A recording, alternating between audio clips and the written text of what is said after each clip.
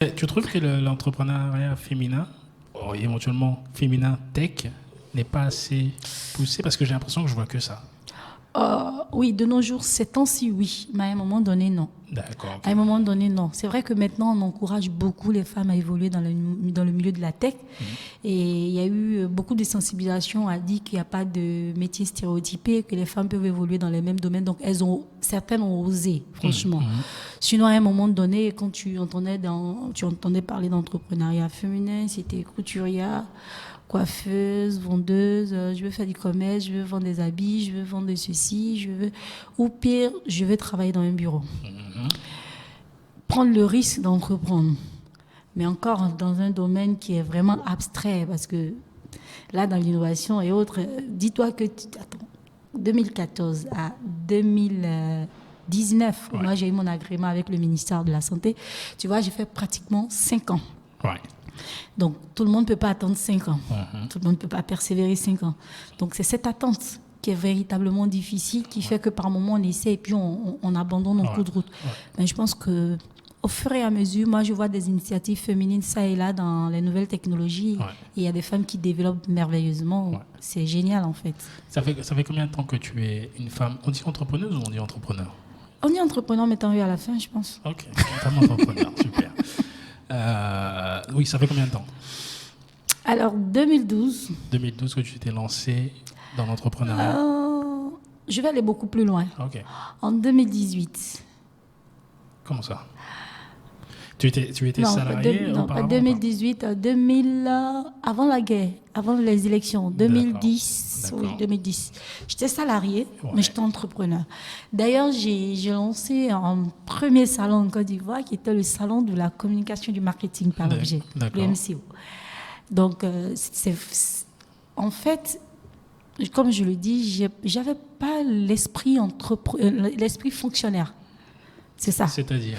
Travailler dans un bureau, quitter à la maison, venir travailler dans un bureau, travailler pour... Non. Ce qu'on appelle en Europe métro, boulot, dodo. Voilà, parce que moi, j'étais étudiante, j'ai fait la faculté de droit ici. D'accord. Et je voyais mes cousins, mes oncles venir dire « Ah, on a fini depuis là, il n'y a pas de travail. » Je dis « Mais attends, cette histoire-là, nous, quand on va finir, on va où ?» Donc, du coup, je me dis « Bon, il faut que moi, je me fasse une promesse. Il faut que j'enlève ne serait-ce qu'une seule personne dans le chômage. Enfin, je vais créer de l'emploi. » Et ça n'a fait que m'encourager. Et quand on a quelqu'un qu'on idéalise, comme moi, j'idéalisais Marie-Catherine Kouassi. Pour moi, c'est le top level. C'est qui Marie-Catherine? Marie-Catherine Kouassi est journaliste. Radio Cocody. Alors, ne sois pas surpris par les questions que je pose. Je viens juste de revenir en Côte d'Ivoire. Donc, je vais en France pendant Alors, Marie-Catherine Kouassi, c'est une femme superbe. En plus, elle est très belle. Ok. Je suis marié. Donc, il n'y a pas de problème. Il n'y a pas plus belle que ma femme. Il n'y a pas de problème, t'inquiète pas. Alors, Marie-Catherine Kouassi, puis en plus, elle a la radio Cocody FM, la première radio. C'est la première femme, je pense, qui dirige une radio. D'accord.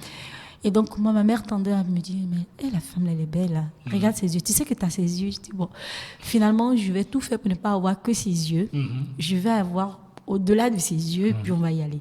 Donc, j'ai commencé, même quand je travaillais ça et là, j'avais des petits trucs, je faisais des petites imprimeries, je organisais des événements, des salons. Et en 2012, ça m'a pris, j'ai carrément démissionné pour me lancer, pour être vraiment à plein temps dans ce que je fais. D'accord. Est-ce que tu es mariée? En couple? Divorcée. Divorcée, ok. Quand tu t'es lancée, tu étais toujours en couple ou pas? Oh, ça posait un gros problème. C'est là où je veux en venir. Parce que c'est pas évident. C'est réellement, c'est pas évident. C'est pour ça que quand tu... Parce qu'il fallait faire un choix après. D'accord, ok. C'était Même avec ton évident. couple. Oui, parce que j'étais beaucoup dans le travail et je comprends, c'est normal en fait. Parce que mon mari en plus, c'est un Français. C'était un Français. Donc du coup, toujours fait la navette Abidjan. Quand tu dis c'est un Français comme moi ou c'est un blanc? Blanc. D'accord, ok. D'accord, c'est pas pareil. D'accord. Donc toujours fait la navette Abidjan-Nantes, Abidjan-Nantes. Il ne voulait pas voir sa femme chaque 2 semaines. Il voulait l'avoir en permanence. Alors que sa femme, elle voulait vraiment... T'es appelé? T'as eu ton appel? Oui, et en plus, il y a quelque chose qui était vraiment pour moi important, c'est que je suis l'aînée. D'accord. Et pour moi, de 4 enfants de mon père.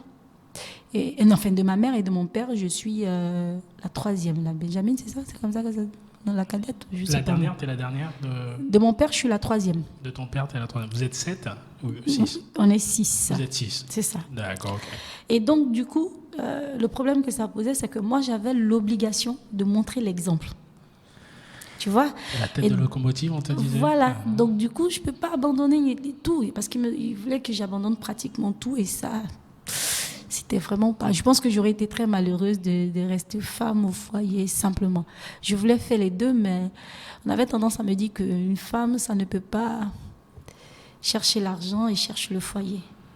Donc, du coup, il fallait que je fasse un choix. Et puis, je pense que j'ai tout fait le choix. Alors, je trouve ça assez incroyable. Je dis ça parce que récemment, j'ai eu des enfants, j'ai eu des jumeaux. Waouh, j'en veux, hein. Des jumeaux. Tu veux des jumeaux? Je cherche, mais j'en trouve pas, donc c'est plus la peine, hein, j'en veux plus. D'accord. Je dis ça de voir ma femme, parce que ce sont mes premiers enfants, peut-être qu'on en aura d'autres, mais pour l'instant, c'est mes premiers enfants. De voir ma femme dans cet état-là. On dit souvent, c'est moi qui le dis. Tu peux dire, ok, être enceinte, c'est fatigant, tu souffres et tout, mais tant que tu ne le vis pas toi-même, tu ne peux pas savoir ce que c'est. Non. Donc je peux décrire, mais je ne sais pas ce que c'est. Donc de voir cela, uniquement cela, et c'est un hommage à toutes les femmes qui sont enceintes, qui ont porté la vie et tout ça, je pense que vous pouvez tout faire. Je ne pense pas qu'il y ait un métier qui soit dévalué aux hommes ou il y a un métier qui soit dévalué aux femmes. Néanmoins, le côté entrepreneuriat, je pense qu'avec tout le stress que vous avez, si vous avez des enfants, si vous avez un homme, c'est aussi un autre enfant à gérer. C'est clair, un gros bébé. Voilà, exactement. Potentiellement la famille, tout ce que vous avez à gérer, je pense que rajouter le côté entrepreneurial, je pense que personne ne peut imaginer ce niveau de stress auquel on est soumis. Parce que finalement, le parcours, t'es très seul. Oui, très très seul. Bon, dans tes idées. Oui, dans mes idées, parce qu'il y a des moments où c'est clair que quand tu rentres, tu veux pouvoir partager ce stress-là. Tu n'arrives pas à le partager parce que pas la même du coup, en fait, quand tu essaies, en essayant de le partager, tu as l'impression de ramener le boulot à la maison. Tu comprends? Donc, tu essaies de vouloir faire la part des choses. Mais même toi, tu ne sens même pas que c'est du boulot. C'est ça, en fait. Tu ne sens pas que c'est du boulot. Tu sens pas que c'est du boulot. Et l'une des choses que j'adore, excuse-moi, je te coupe, mais parce qu'on est dans un truc que j'adore. Quand tu es entrepreneur, c'est ta propre entreprise. C'est comme un nouvel enfant que tu es en train d'élever. Clairement. Donc, là où tu es salarié, et c'est pas un mal pour les salariés, mais quand tu bosses pour quelqu'un, tu vas pas hériter de cela. Quand tu montes ta propre boîte, tu peux le passer à tes enfants, tu peux faire ce que tu veux. Si demain tu es salarié et que tu te fais virer, ou en tout cas tu démissionnes, ils vont te remplacer le même jour. Exactement. Tu vois ce que je veux dire? Mais c'est pas pareil quand. Donc quand tu en parles effectivement potentiellement à des gens, ton entourage, tes proches et tout, c'est compliqué quand malheureusement ils ne comprennent pas. Mais c'est normal en fait, ils ne comprennent pas puisqu'ils ne sont pas dans le même état d'esprit en fait. Non. Moi je pense que derrière le plus gros soutien que moi j'ai eu, heureusement je dirais que c'est ma famille. Ma famille qui me comprend vraiment, qui me soutient dans tout ce qu'on a à faire. Et surtout mes garçons, là, pour moi, c'est vraiment, voilà, je suis comblée avec eux. Oui, parce que même quand j'ai des concours, ils m'aident à pitcher mes textes. Ils connaissent mon projet par cœur. Ils ont quel âge? Le plus petit a 11 ans et le plus grand a 13 ans. C'est des ados. Ouais, mais ils peuvent être fiers. Oui, donc voilà. Après, il y a derrière moi, il y a une forte équipe qui croit vraiment au projet, qui se bat, qui avance et qui chaque matin dit DG, ça va aller. Moi, je sais que ça va aller un jour. DG, calme-toi. T'as combien de gars? Alors, nous sommes au total 10. D'accord. Nous sommes au total 10.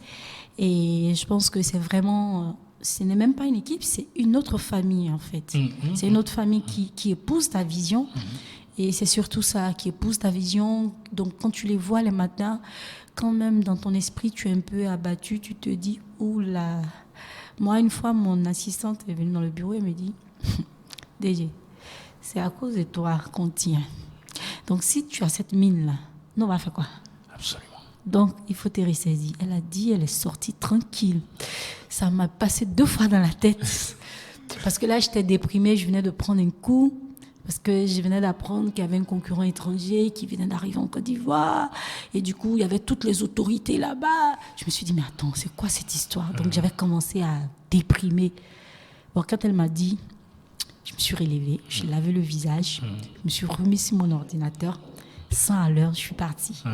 Et tu vois, ça, c'est important de savoir qu'écoute, tu n'es pas seul dans le bateau. Il y a vraiment une équipe qui compte sur toi, en fait. Ils te renvoient ce que tu leur envoies. C'est ça. Je dis toujours, ça part de la tête. C'est ça. La manière dont tu vas te comporter avec eux, ils vont vouloir te renvoyer l'ascenseur, entre guillemets. C'est ça. Et pour ceux qui sont dans ce prisme, c'est une femme avec qui j'ai eu une interview hier qui disait ça, qui utilisait beaucoup le mot prisme. Bon, bref, quand tu es dans cet état d'esprit, c'est là où tu gagnes. Parce que ça va au-delà du boulot. Les gens, ils sont contents de venir au boulot. Oui. Tu vois. Et je sais pas, ce côté entrepreneuriat, moi, en plus, quand tu as la chance de pouvoir embaucher des gens, je parle pas quand tu es tout seul, quand tu as la chance de pouvoir embaucher des gens parce que tu as fait le taf et tout, tu te rends compte que tu impactes la vie de 10 personnes qui, eux aussi, ont des familles à nourrir et tout. C'est-à-dire que, pour moi, c'est une grâce. C'est ça, en fait. Du coup, tu vois que je suis rentrée j'ai tenu ma promesse, je vais enlever ne serait-ce qu'un seul. J'ai derrière moi plusieurs personnes avec qui c'est clair.